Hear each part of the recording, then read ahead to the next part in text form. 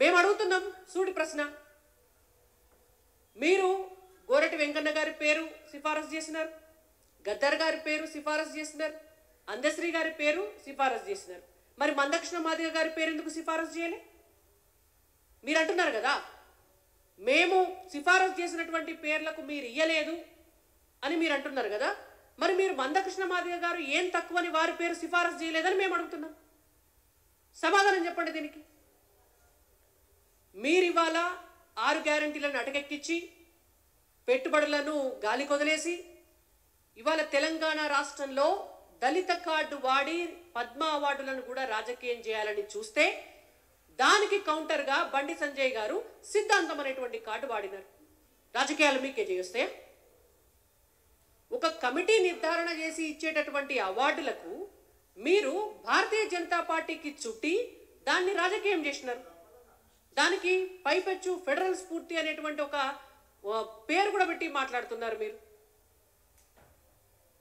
ఇవాళ ఒక రాజకీయ పార్టీగా, ఒక ప్రభుత్వంగా కాకుండా, ఒక ముఖ్యమంత్రిగా కాకుండా, ఒక కాంగ్రెస్ కార్యకర్తలాగా రేవంత్ రెడ్డి గారు మాట్లాడినప్పుడు డెఫినెట్గా బండి సంజయ్ కుమార్ గారు కూడా భారతీయ జనతా పార్టీ కార్యకర్తగా, భారతీయ జనతా పార్టీ నాయకుడిగా, ఈ పార్టీని కాపాడుకోవాల్సినటువంటి వ్యక్తిగా, ఈ పార్టీ సిద్ధాంతాలకు అనుగుణంగా వారు కౌంటర్ చేసినారు.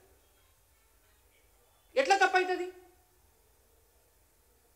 మీరు మాకు గద్దర్ గారి విషయంలో కావచ్చు, గోరటి వెంకన్న గారి విషయంలో కావచ్చు, అందశ్రీ గారి విషయంలో కావచ్చు, వ్యక్తిగతంగా వారి పట్ల మాకేం తక్కువ గౌరవం లేదు.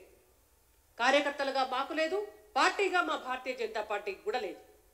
కానీ మేము అడుగుతున్నాం, మీరు మందకృష్ణ మాదిగ గారికి అవార్డు వస్తే ఎందుకు అప్రిషియేట్ చేస్తలేరు? మీరెందుకు నిప్పులు పోసుకుంటున్నారు?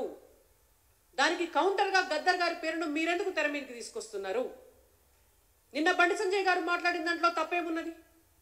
ఎస్, గద్దర్ గారు వారి సిద్ధాంతం మావోయిస్టు పార్టీకి అనుకూలమైనటువంటి సిద్ధాంతం, వారి సిద్ధాంతం నక్సల్బరీ ఉద్యమానికి అనుకూలమైనటువంటి సిద్ధాంతం, వారి సిద్ధాంతం పోలీసులను ఊచకొత కోసినటువంటి సిద్ధాంతం, వారి సిద్ధాంతం జాతీయవాదానికి అనుకూలంగా ఉన్నటువంటి విద్యార్థులను నాయకులను చంపినటువంటి సిద్ధాంతం, వారి సిద్ధాంతం ఆనాడు ఉన్నటువంటి పరిస్థితుల్లో దళిత బహుజన బిడ్డలందరినీ కూడా పాటలతోటి ప్రేరేపించి నక్సల్బరీ ఉద్యమం వైపు ఉరికించి అటువైపు ప్రోత్సహించినటువంటి సిద్ధాంతం, వారి సిద్ధాంతం బీజేపీకి వ్యతిరేకమైనటువంటి సిద్ధాంతం. బతికున్న నాళ్ళు నేను ఓటు బ్యాంకు రాజకీయాలకు వ్యతిరేకం, నేను ఓటు కూడా వేయనని చెప్పి ఎన్నికలను రద్దు చేయాలి, ఎన్నికలు అనేటువంటిది సిద్ధాంతానికి నేను వ్యతిరేకం అన్నటువంటి వ్యక్తి చనిపోయే కొద్ది కాలం ముందు వారి సిద్ధాంతాలన్నిటికీ కూడా తిలోదకాలు ఇచ్చి వారు వ్యతిరేకించినటువంటి రాజకీయ పార్టీలో చేరినారు. వారు వ్యతిరేకించినటువంటి ఎన్నికల్లో పోటీ చేస్తామన్నారు. వారసత్వ రాజకీయాలకు వ్యతిరేకంగా ఉన్నటువంటి గద్దర్ గారు వారి కుమారుడికి పదవిని ఆశించినారు. దేవుడే లేడు అని చెప్పినటువంటి గద్దర్ గారు యాదగిరిగుట్టకు పోయి లక్ష్మీనరసింహస్వామి వారికి దండం పెట్టుకున్నారు. ఒక సిద్ధాంతాన్ని నమ్మి ఇంకో సిద్ధాంతానికి మారి తాను గతంలో నమ్మిన సిద్ధాంతం వల్ల ఎన్నో వేల ప్రాణాలు పోతే ఆఖరికి తను చనిపోయేటటువంటి సమయంలో తన దారి తప్పు అని తెలుసుకొని ఇంకొక మార్గాన్ని ఎంచుకున్నటువంటి వ్యక్తి గద్దర్ గారు. అయినా మేమేం వారిని వ్యక్తిగతంగా అనదలుచుకోలేదు. అట్లా కంపేర్ చేసుకుంటే మందకృష్ణ మాదిగ గారు గద్దర్ గారి కంటే 100% అర్హులు, 100% అర్హులు. బండి సంజయ్ గారు చెప్పింది కూడా నిన్న గదే, ఆ సిద్ధాంతం గురించే మాట్లాడినారు. మందకృష్ణ మాదిగ గారు ఒక్క సిద్ధాంతానికి కట్టుబడి ఏనాడైతే ఎంఆర్పిఎస్ జెండా బట్టి ఎస్సీ వర్గీకరణ కోసం కొట్లాట మొదలుపెట్టినారో ఈ క్షణం వరకు కూడా అదే సిద్ధాంతం కోసం బ్రతుకుతున్నారు, అదే సిద్ధాంతం కోసం కొట్లాడుతున్నారు. కాబట్టి వారి సిద్ధాంతాలను నమ్మి గౌరవించి ఇవాళ వారి ఉద్యమ స్ఫూర్తికి పద్మ అవార్డుల కమిటీ వారికి ఒక అవార్డుని అనౌన్స్ చేసింది.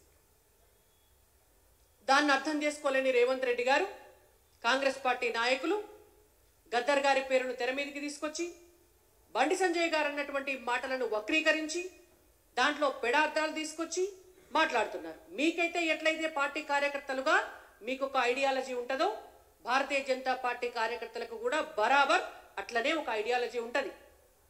డెఫినెట్గా మీకు ఎట్లయితే కొన్ని రిజర్వేషన్స్ ఉంటాయో భారతీయ జనతా పార్టీకి కూడా కార్యకర్తల మనోభావాలు గౌరవించడానికి, పార్టీ సిద్ధాంతాన్ని కొనసాగించడానికి భారతీయ జనతా పార్టీకి కూడా కొన్ని రిజర్వేషన్స్ తప్పకుండా ఉంటాయి. వాటిని గౌరవించాల్సినటువంటి బాధ్యత మీకుంటుంది. మీరు అంటున్నారు ఫెడరల్ స్ఫూర్తి మా అభిప్రాయాలని కన్సిడర్ చేయలేదు కేంద్ర ప్రభుత్వం అని. మరి మీరు తెలంగాణ రాష్ట్రంలో ఉన్నటువంటి నంది అవార్డులకు గద్దర్ గారి పేరు పెట్టినారు. ఫెడరల్ స్ఫూర్తి కదా, మరి మీరు కేంద్ర ప్రభుత్వ అభిప్రాయం తీసుకున్నారా? ఫెడరల్ స్ఫూర్తి కదా, మీరు భారతీయ జనతా పార్టీ అభిప్రాయాలను తీసుకున్నారా? ఫెడరల్ స్ఫూర్తి కదా, మరి మీరు బీఆర్ఎస్ పార్టీ అభిప్రాయాలను తీసుకున్నారా? ఫెడరల్ స్ఫూర్తే కదా, మరి మీరు సినీ రంగంలో ఉన్నటువంటి వాళ్ళ అభిప్రాయాలు తీసుకున్నారా? కవులు కళాకారుల అభిప్రాయాలు తీసుకున్నారా? ఎవరి అభిప్రాయాలు మీరు తీసుకోలేదే. సొంతంగా నిర్ణయం తీసుకొని నంది అవార్డుల పేరు మార్చి గద్దర్ అవార్డుల పేరు మీరు ఎట్లా పెట్టినారు? ఫెడరల్ స్ఫూర్తి మందికి ఉండాలా, మీకు మాత్రం ఉండొద్దు. మీకు అవసరం ఉన్నప్పుడు కేంద్ర ప్రభుత్వానికి ఉండాలా, ప్రజలకు అవసరం ఉన్నప్పుడు నిర్ణయాలు తీసుకున్నప్పుడు మీకు ఉండొద్దు.